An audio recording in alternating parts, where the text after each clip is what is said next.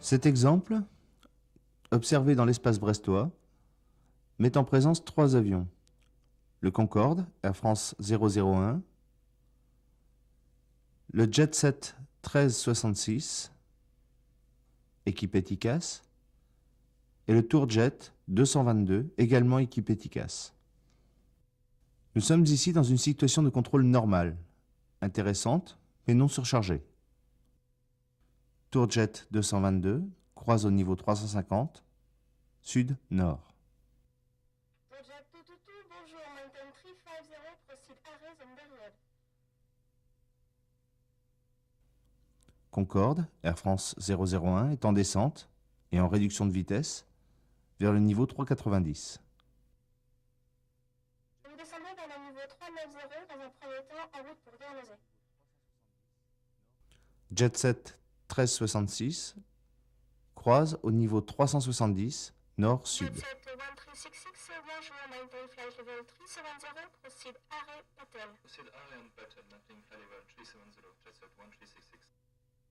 Le Futura est stable au niveau 330 et capé à gauche pour son croisement avec le Monarch, également stable au niveau 330. Le contrôleur vérifie l'aptitude de Concorde à maintenir le niveau 390. Air France 001, vous n'avez pas de problème pour maintenir 390? Si vous pouvez nous donner 3,7 ou 3,5, ce serait parfait, mais on peut tenir 3,9. 3,9 pour l'instant, je vous rappelle. Tout va bien, RAS.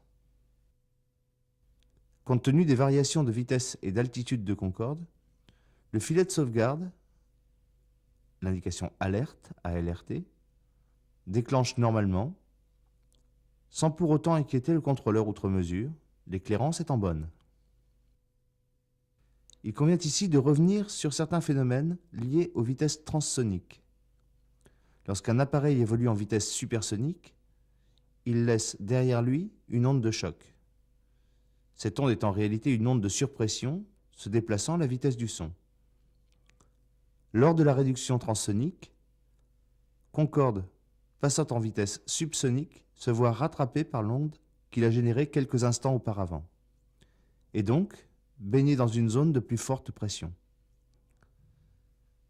Ces altimètres, qui rappelons-le ne sont que des baromètres gradués en pieds, enregistrent et retranscrivent cette surpression comme une altitude inférieure. Et c'est cette fausse information qui sera délivrée par son transpondeur mode Charlie et donc reçue par tous les récepteurs radars secondaires et TICAS.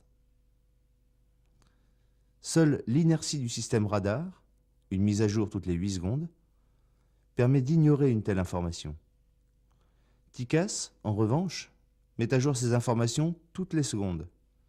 Aussi, après avoir validé cette baisse d'altitude sur plusieurs mises à jour, il va déclencher un RA. Car si ces informations sont correctes, il doit considérer que l'intrus s'approche avec un taux de descente supérieur à 5000 pieds minute, soit pour un impact estimé à moins de 25 secondes. L'heure n'est plus au TA. À présent, observez bien l'image de Concorde sur l'écran TICAS du Jetset 1366. On le voit nettement descendre et stabiliser au niveau 390, puis brusquement s'enfoncer au 385 avec une perte instantanée de 500 pieds. Notez que si TICAS enregistre bien cette variation brutale, le STR, avec sa mise à jour toutes les 8 secondes, ne la reconnaît pas, cette variation n'étant perceptible que pendant quelques secondes. Le pilote du Jetset 1366 informe dans son message de sa descente douce et du contact visuel qu'il maintient avec Concorde. A noter qu'entre-temps, le positionnement de Concorde sur l'écran TICAS est redevenu normal. Le contrôleur tente alors de le rassurer par l'info de trafic. Mais d'après l'exemple bordelais, Air Afrique contre Speedbird, on comprend très bien que cette info ne soit pas suffisante pour rasséréner complètement le pilote. Le second ERA, Monitor Vertical Speed, semble alors être la goutte de stress qui fait déborder le système nerveux. L'instruction en elle-même n'étant pas claire, sa mauvaise interprétation par les pilotes n'est pas surprenante.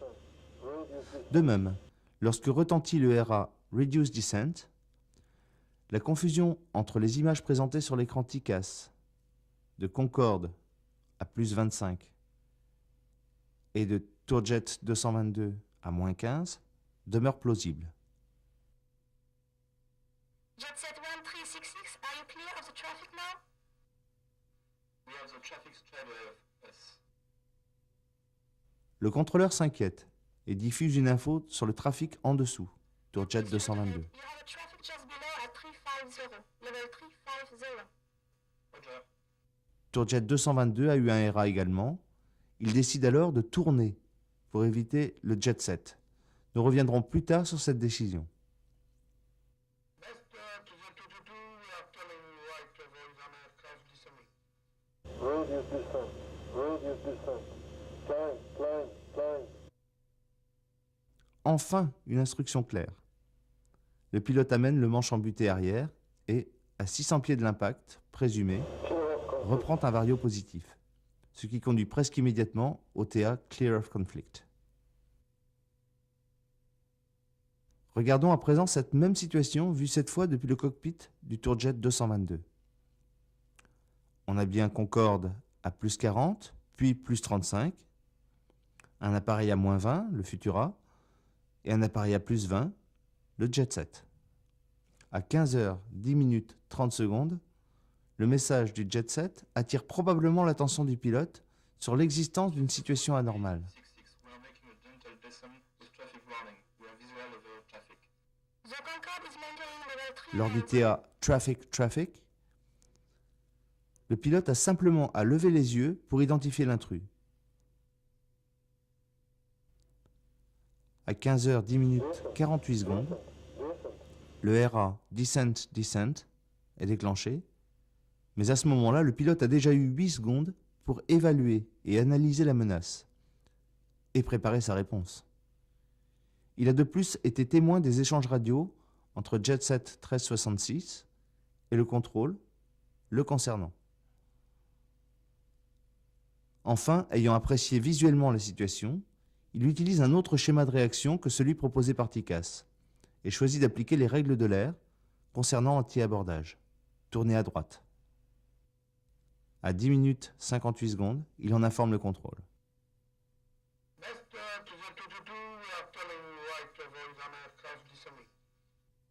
À 11 minutes 14 secondes, lui aussi reçoit le TA Clear of Conflict. Clear of conflict. JetSet 1366, we are now clear of both traffics. JetSet 1366, you have to maintain 370.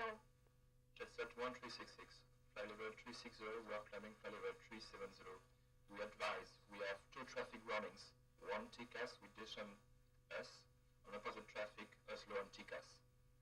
For information, you are crossing a traffic at 350, opposite traffic, and you are crossing another traffic, Concorde, level 390, from right to left. That's Charlie's JetSet 1366, and we are climbing fly level 370. And otherwise, we are steady. We'll go.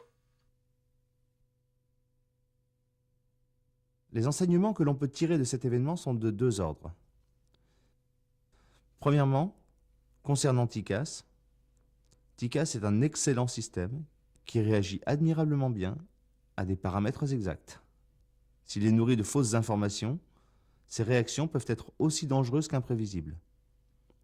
Il est donc de plus en plus important de s'assurer de la qualité des informations du mode Charlie, et notamment, dans le cas des décélérations de Concorde, d'être prêt à réagir lorsque l'on se trouve dans un cas similaire. 01 pour information, il s'est affolé parce qu'on a passé le Mach 1 jusqu'au moment où on arrive à 390.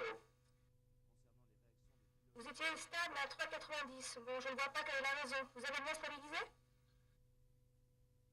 Oui, mais sur son TICAS, lui, il a une information alarme, ce qui est logique. Il a eu un ordre d'évitement parce que mon altimètre, quand on passe Mach 1, a des variations énormes de plus de 1000 minutes.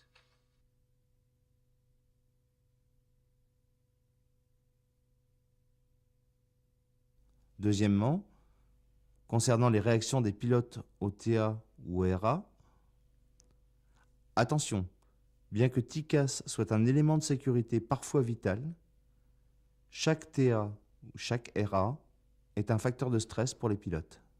Il convient donc d'être extrêmement attentif aux messages et au ton de voix d'un pilote confronté à un déclenchement d'alerte TICAS. S'il cède à la panique, les résultats peuvent être désastreux. De plus, on voit bien dans ce cas qu'un pilote averti à temps et qui a le temps de jauger la menace, non seulement n'a pas de réaction brutale ni exagérée, mais encore se fonde sur l'ensemble de son expérience pour réagir, éventuellement différemment de la proposition TICAS.